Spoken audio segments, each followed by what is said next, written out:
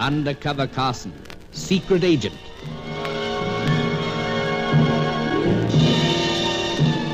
Operation Deathray, an assignment in Rio.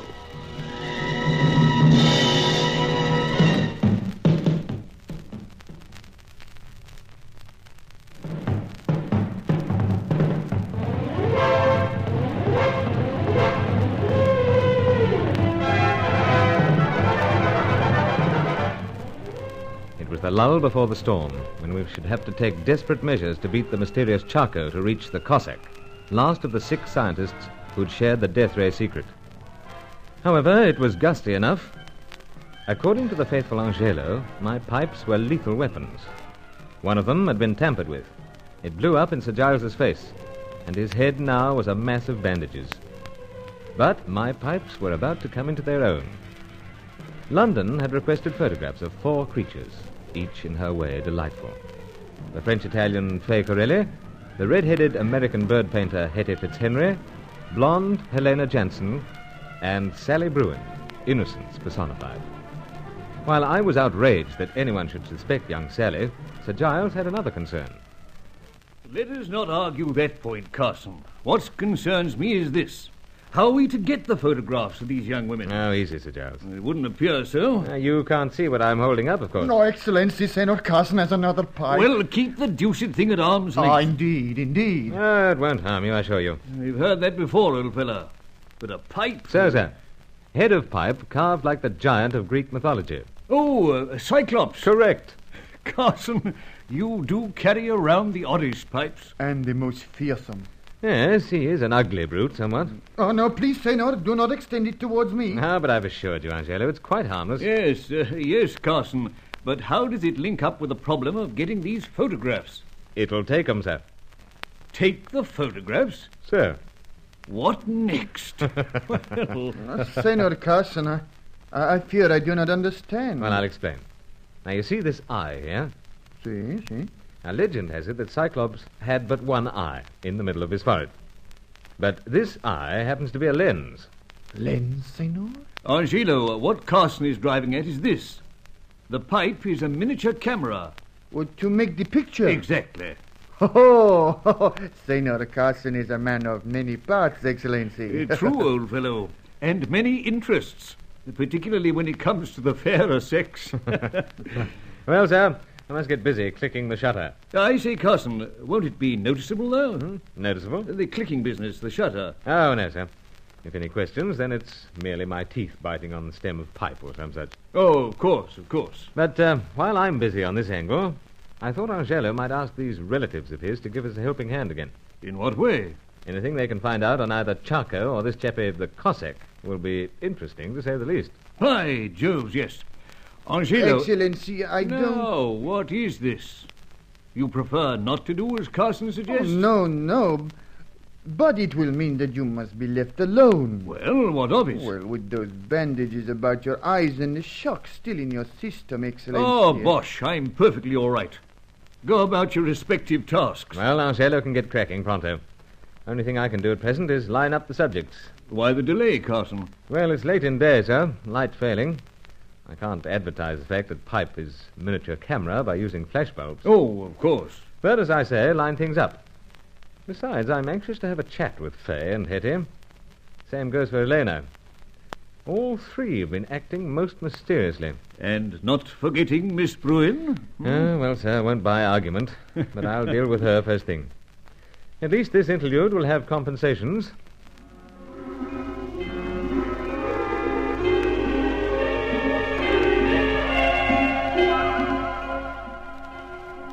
Both Fay and Hetty had left Sao Paulo without goodbye or adios to anyone. Fay could not be fully excused from having a hand in the pipe that blew up on Sir Giles. As for Helena Jansen, she had warned me to return to Rio post-haste, as my former school chum seemed to be paying too much attention to young Sally Bruin.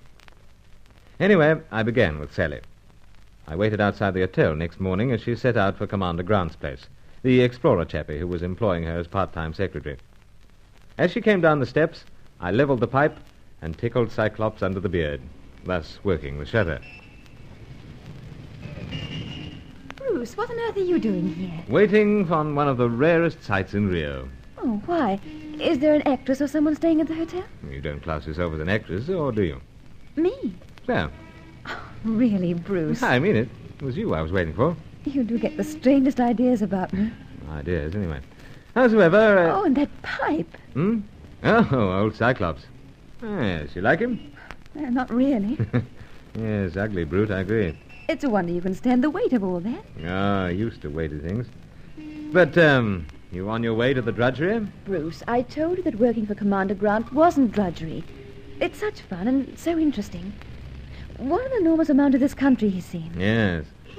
Yes, Sir Giles tells me he's been quite a chappie in his time. Anyway, you walking? Yes, I always do. Oh, then I'll come part of the way. You, enjoy yourself last night? I'd rather not talk about it. No, why be bashful with Uncle Bruce? Come on. Well, Roger wasn't the best of company last night. Yeah? Bruce, last evening up at the suite, the two of you had quite an argument, didn't you? Did friend Deauville say that? No. Only, well, Well, what? I dragged it out of him. And it was something to do with me. To a point. Bruce, I'm trouble enough for you without causing ill feeling between you and an old school friend. Don't worry. Roger Deauville and I are whacked by the same cane. But most times we were anything but bosom pals. Well, I don't want to make trouble, so I told Roger I didn't want to see him so regularly. You do, eh? Well, if you're thinking it means you won't have so many outings, I'm sure that can soon be remedied. But I must leave you here, my dear. Got to drop into a place in Rua de Uvidor. See you later. Oh, well, goodbye for now. Now, steady on. In these parts, it's adios. Well, adios. That's the spirit. Number one face in the can. Now for Miss Helena Jansen.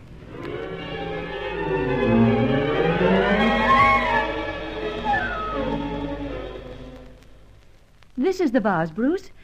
But I can't understand why you insist on having it taken out of the window. Oh, it's just a quirk, Helena. Wanted to see what you looked like in that window again. Shows up the light in your eyes. Well, here it is. Or are you going to insist upon pointing that ugly pipe at me? Don't you like it? Definitely not. Oh, loathsome. Oh, well, then into pocket. Now for vase. Have you added pottery to the list of your hobbies? No. Just interested. Of course, this is all an excuse for something. Well, to be candid, yes. I thought as much. Pining for a glimpse of you, my dear. Please.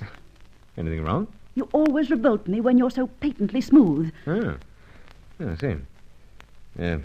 Reminds you of someone, eh? I didn't say that. Not this time, but in past you've said as much. Well, you'd better forget about it, Bruce. Like many things I've been foolish enough to say in the past. The trouble is, I can't. What intrigues me most of all is this loyalty you've spoken about. I can't discuss it. I daren't. Helena, do you mind telling me exactly why you phoned through to Sao Paulo? Another of my regrettable whims. But you said that my former school chum, Roger Deauville, was paying too much attention to young Sally Bruin. Pestering her, in fact. Bruce, make of that whatever you like. Then I'll tell you what I make of it. There's something else going on in Rio. Something I shouldn't miss. I can't say any more. Now, when are we going to be frank with one another? Don't pester me, Bruce. There's something... Something preventing you? Yes. This loyalty. That's right. To whom? Bruce, please. Helena, you must know that we're involved in a race for something that might well decide between light and darkness for mankind. Oh. You're either on the side of humanity or not. Now, if there's any way you can help... I can't. My hands are tied. Now, please go. There's a customer coming in. Uh-oh, yes. And you don't want the vase, I take it? Well, no, but I'll go. I've got the main thing I was after.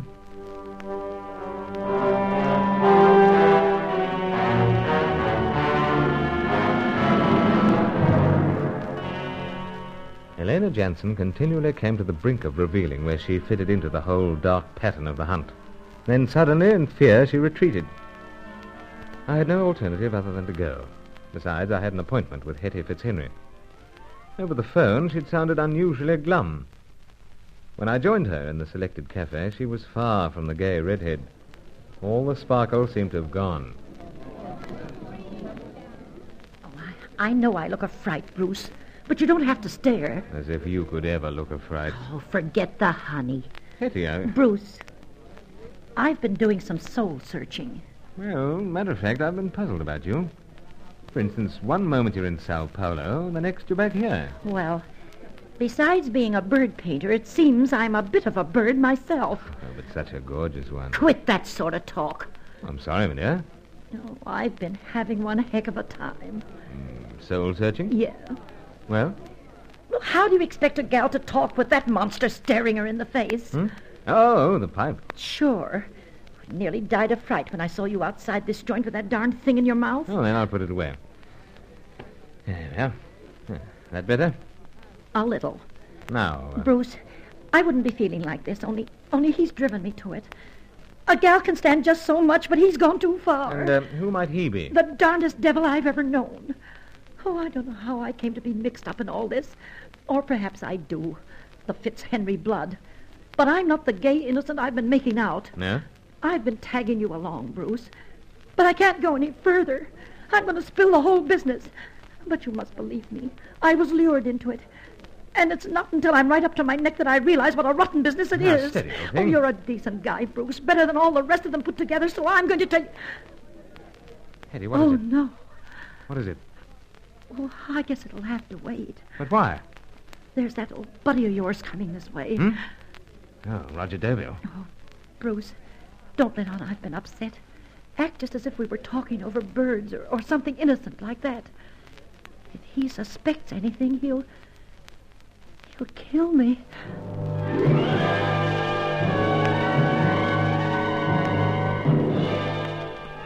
So there it was. Thanks to friend Cyclops, I had snaps of Sally, Helena, and Hetty. And I had reason to believe that Hetty had fallen out with Deauville. It seemed we were about to learn where these two fitted into the shadow world of Operation Deathray.